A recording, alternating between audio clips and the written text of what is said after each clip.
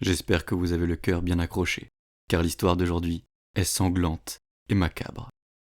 Cette histoire qui a fait la une des journaux à l'époque est connue pour sa fin inattendue et terrifiante. Je vous l'ai reproduite au format audio de la manière la plus fidèle possible, comme d'habitude. Bienvenue dans Chroniques étranges.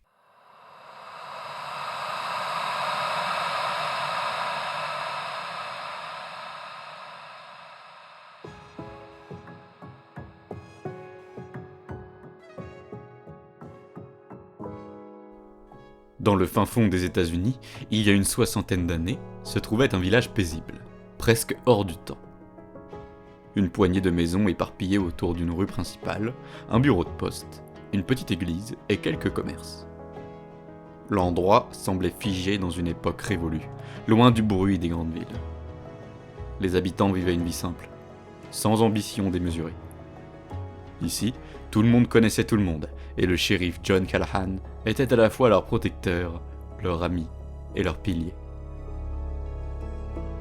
Le village baignait dans une atmosphère calme, où les rires des enfants jouant dans les rues étaient interrompus uniquement par le sifflement du vent ou les cloches de l'église. Mais derrière cette façade idyllique se cachait un mal plus profond, une ombre qui rôdait sans être vue. Et cette nuit-là, le village allait perdre son innocence. Mary Callahan, la femme du shérif, était seule chez elle, comme presque chaque soir. John avait l'habitude de rentrer tard, ses rondes l'occupant souvent jusqu'à 18 ou 19 heures, voire même bien plus tard parfois. Mary était enceinte de 4 mois, et ses traits rayonnants faisaient d'elle la femme la plus belle du village, selon beaucoup. Certains disaient même qu'elle illuminait chaque endroit où elle rentrait. Mais cette nuit-là, Mary était nerveuse, sans réelle raison. Elle passait son temps entre le salon et la cuisine, regardant par la fenêtre pour guetter les phares de la voiture de John. Le vent s'était levé et faisait danser les branches des arbres dehors, projetant des ombres sur les murs du salon. Mary, essayant de se distraire, posa une tasse de thé sur la table basse et s'installa dans le fauteuil pour bouquiner un peu. Mais à cet instant précis, quelque chose attira son attention. Dans un coin de la fenêtre, juste à la limite de son champ de vision, elle aperçut un mouvement. Une ombre, fugace, rapide, presque imperceptible, traversa le jardin. Mary se redressa brusquement, son cœur battant la chamade. Elle se leva et s'approcha lentement de la fenêtre. Rien, seulement la nuit, le vent et les arbres. Mais elle ne pouvait ignorer ce qu'elle avait vu. Il n'était pas rare que des animaux se rapprochent du village la nuit. Mais par précaution, elle décida de verrouiller tout de même toutes les portes et fenêtres. Elle commença par celle du rez-de-chaussée, ses mains tremblant légèrement en manipulant les verrous. Lorsqu'elle arriva à la porte d'entrée, la petite fenêtre, à peine transparente, encastrée dans le bois de cette porte, attira son regard. Elle se pencha pour la fermer, mais à travers la vitre, elle aperçut un visage. Une silhouette floue, presque pressée contre la fenêtre, la fixait. Mary recula d'un bond, la main sur la poitrine. Mais en une fraction de seconde, le visage disparut, comme si l'intrus avait su qu'il avait été vu. Mary, désormais paniquée, tenta de garder son calme. Elle attrapa le combiné du téléphone pour appeler John. Mais la ligne était morte. Le silence qui suivit sembla peser lourdement dans la maison. Ne sachant plus quoi faire, Mary monta à l'étage. Elle verrouilla la porte de la chambre, avant de se cacher dans le placard. Assise dans l'obscurité, elle serrait son ventre arrondi, essayant de se convaincre qu'elle avait imaginé les événements. Mais alors qu'elle reprenait son souffle, un bruit glacial brisa le silence. Celui d'une vitre éclatée. Le bruit provenait du rez-de-chaussée. Quelqu'un était entré, c'est sûr. Des pas lourds résonnèrent sur le parquet, avançant lentement. Mary mit sa main sur sa bouche pour étouffer ses sanglots. elle entendit les pas monter les escaliers, un par un. Le sol grinçait sous le poids de l'intrus. La poignée de la porte de la chambre tourna lentement, suivi d'un claquement sec lorsque la porte s'ouvrit. Son cœur battait si fort qu'elle aurait cru qu'il allait sortir de sa poitrine. Marie ferma les yeux, priant pour que cette ombre disparaisse. Mais elle sentit quelque chose, une présence. La porte du placard s'ouvrit brusquement. Un cri déchirant retentit. Puis, silence.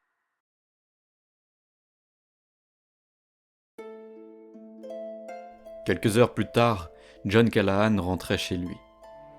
Il venait de finir sa tournée, passant par les lieux habituels où les villageois se rassemblaient. John était respecté de tous. Il était l'homme qui veillait sur le village, un homme d'honneur et de justice. Sa routine du lundi était presque sacrée. Il commençait toujours sa journée en achetant des beignets chez la boulangère, avant de passer chez Tom, son meilleur ami et boucher du village. Tom préparait pour lui une pièce de bœuf parfaitement coupée, une tradition entre les deux hommes. Ce soir-là, comme à son habitude, John gara sa voiture devant la maison.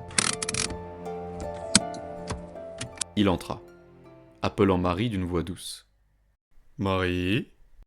Mais il n'eut aucune réponse. La maison était plongée dans une obscurité inhabituelle. Sa femme l'attendait toujours avant d'aller se coucher. Étrange, se disait-il. Au bout de quelques secondes, quelque chose attira son attention. Une odeur métallique, épaisse, lui parvint. John alluma la lumière du salon et n'y trouva pas Marie. Son cœur commença à s'emballer. Et c'est en arrivant dans la chambre, espérant y trouver sa femme en train de dormir, qu'il découvrit une scène pire que celle d'un film d'horreur. Devant lui, la pièce était maculée de sang.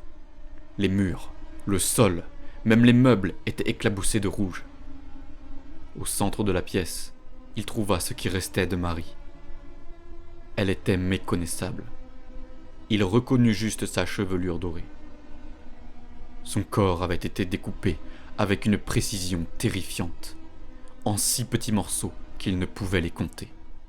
Une véritable boucherie. John s'effondra, hurlant de douleur et de rage.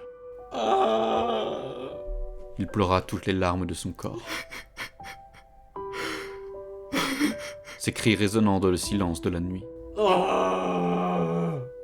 À cet instant, au fond de son cœur, son âme de shérif raisonnée était morte, et une promesse naissait. Il ne mettrait pas le meurtrier de sa femme en prison. Il le tuerait de ses propres mains. La nuit passa dans une lenteur oppressante. John Callahan, effondré sur le plancher du salon, n'avait ni bougé, ni parlé. Ses pensées tournaient en boucle, hanté par la vision cauchemardesque de ce qui restait de sa femme. Son esprit oscillait entre douleur et rage, entre incompréhension et désir de vengeance. À l'aube, la lumière du jour perça à travers les rideaux ensanglantés, illuminant une maison devenue le théâtre d'un carnage. John finit par se relever, le regard vide. Il sortit de la maison, sans un mot, et marcha jusqu'au bureau du shérif.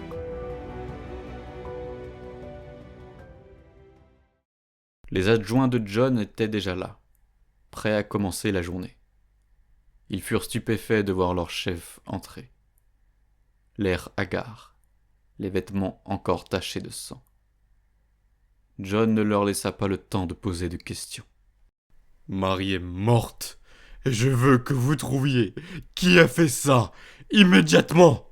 Le ton de John était glacial, autoritaire. Ces hommes n'avaient jamais vu leur shérif dans cet état. Ils comprirent que l'affaire devait être prise avec le plus grand des sérieux. L'équipe du shérif se rendit sur place, inspectant minutieusement la maison. Le carnage était tel que plusieurs adjoints durent sortir pour reprendre leur souffle. Mais ce fut près de la rivière, à quelques centaines de mètres de la maison, qu'ils firent une découverte capitale. Un couteau. Mais pas n'importe quel couteau. Une lame longue et aiguisée, bien entretenue, comme celle qu'utilisent les bouchers pour découper la viande. Les adjoints apportèrent l'arme à John, qui la reconnut immédiatement. Le couteau appartenait à Tom, son meilleur ami, le seul boucher du village. Une colère sourde monta en lui. Il voulait croire que ce n'était qu'une coïncidence, mais au fond, tout semblait pointer dans une direction. Tom. John n'attendit pas. Accompagné de 2 de ses hommes, il se rendit directement à l'atelier de Tom. Le boucher était en train de ranger ses étals lorsqu'il vit arriver son vieil ami. Un sourire éclaira son visage, mais il s'effaça rapidement en voyant l'expression glaciale de John. « Eh bien mon vieux, que se passe-t-il? T'es venu chercher ta pièce de bœuf plus tôt que d'habitude ?» John serra les poings, tremblant de rage. Il planta ses yeux dans ceux de Tom, cherchant la moindre trace de culpabilité. « Marie est morte. »« Quoi? Mais comment? » ?»« Assassinée, découpée en morceaux. Et devine quoi, Tom? On a retrouvé ton couteau près de la rivière. » Tom recula d'un pas, choqué. Il balbutia des mots incohérents, niant tout lien avec ce crime atroce. Mais pour John, cela ne faisait aucun doute. Dans un excès de colère, John attrapa Tom par le col et le plaqua contre le mur de l'atelier. Ses adjoints durent intervenir pour les séparer. La colère de John éclata dans un cri. « Comment as-tu pu? Marie était comme une sœur pour toi. » »« John, je te jure que j'ai rien fait. Je sais pas comment ce couteau s'est retrouvé là, mais c'est pas moi. » Les protestations de Tom furent ignorées. John ordonna qu'il soit menotté et conduit au bureau du shérif. Les villageois, attirés par le tumulte, observèrent la scène avec stupeur. Tom, le boucher respecté, traînait comme un vulgaire criminel. Les murmures se propagèrent comme une traînée de poudre.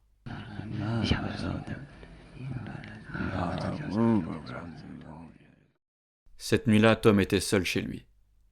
Le souvenir de Marie le hantait à chaque instant. Il s'assit à la table de la cuisine, les mains tremblantes. Devant lui, une assiette contenant la pièce de bœuf qu'il avait achetée chez Tom. Il hésita. Devait-il manger? Ce repas, ce dernier souvenir de son meilleur ami, semblait lourd de symbolisme. Mais son estomac vide et son esprit embrumé par le chagrin l'emportèrent.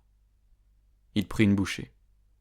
Mais alors qu'il leva la tête, son cœur manqua un battement. Face à lui, assis à table, un homme. L'homme portait un masque fait de peau humaine. Sur son visage, les yeux inanimés de Marie semblaient le fixer. Dans sa main droite, un revolver pointé sur John.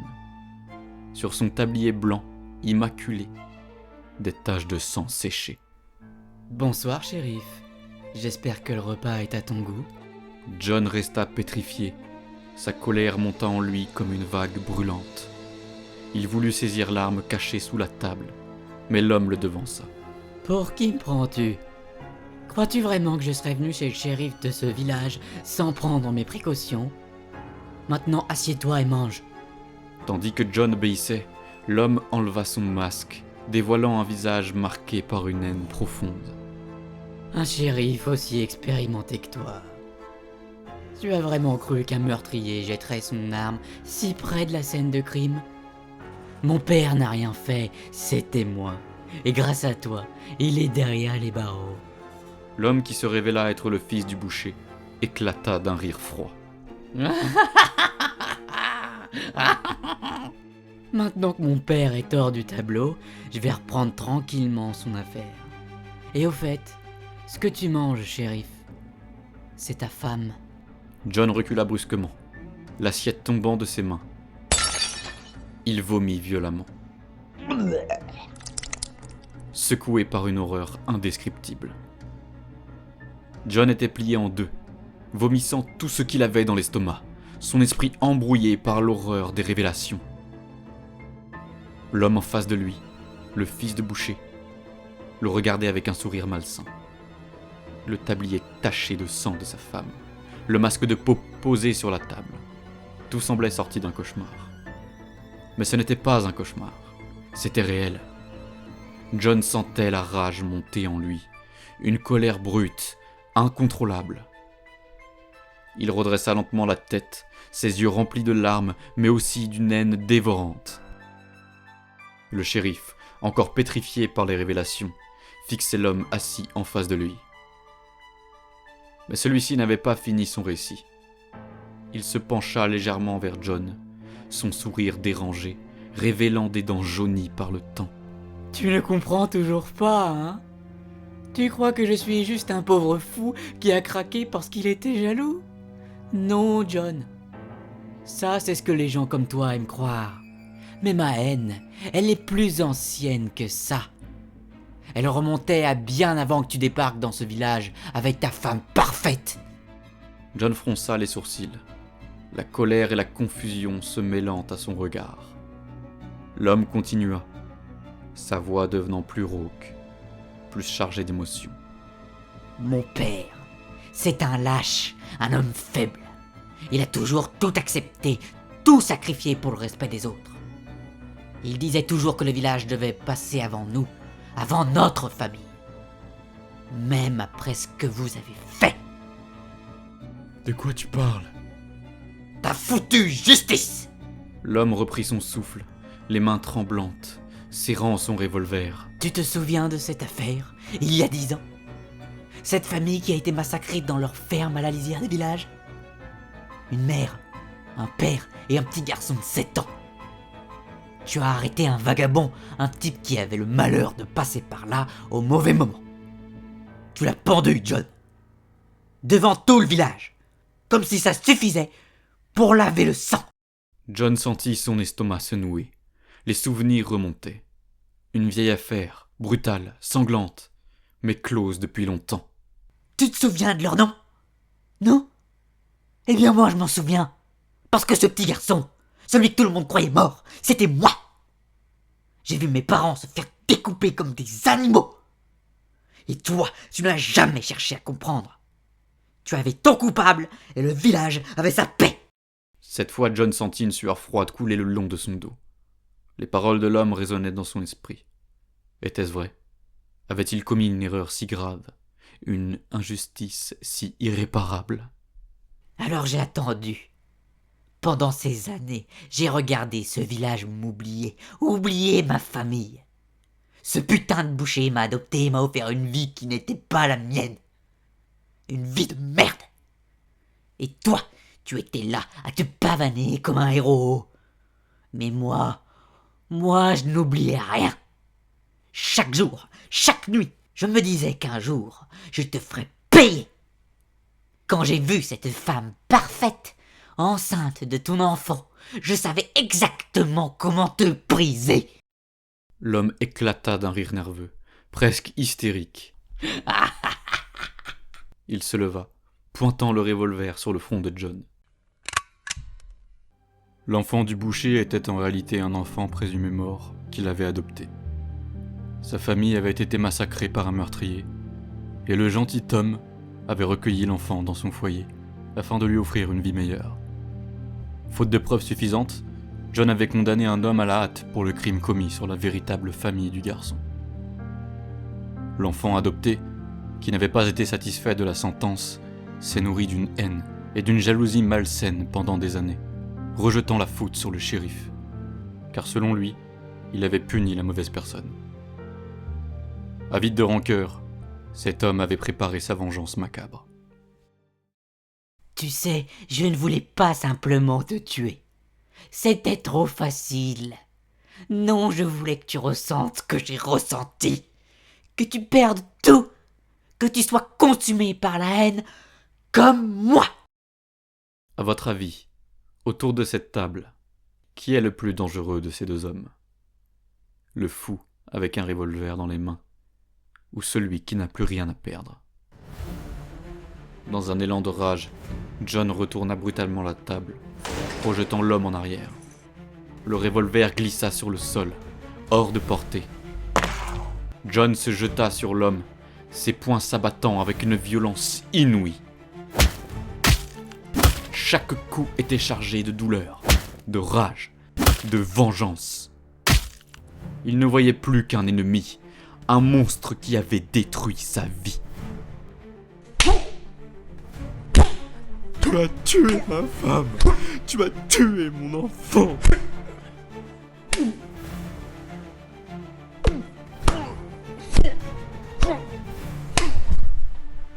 Les hurlements de John résonnaient dans la maison.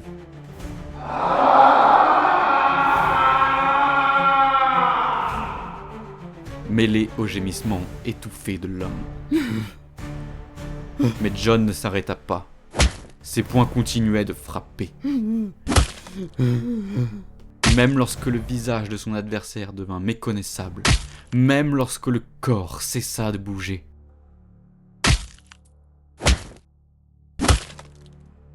Et lorsque John s'arrêta enfin, il était couvert de sang. Ses mains étaient mutilées, ses phalanges brisées. Il recula lentement, regardant le corps inerte devant lui. Ce n'était plus un homme. C'était une masse informe, écrasée par une violence aveugle. John s'effondra sur le sol, le regard vide, ses larmes se mêlant au sang qui maculait son visage.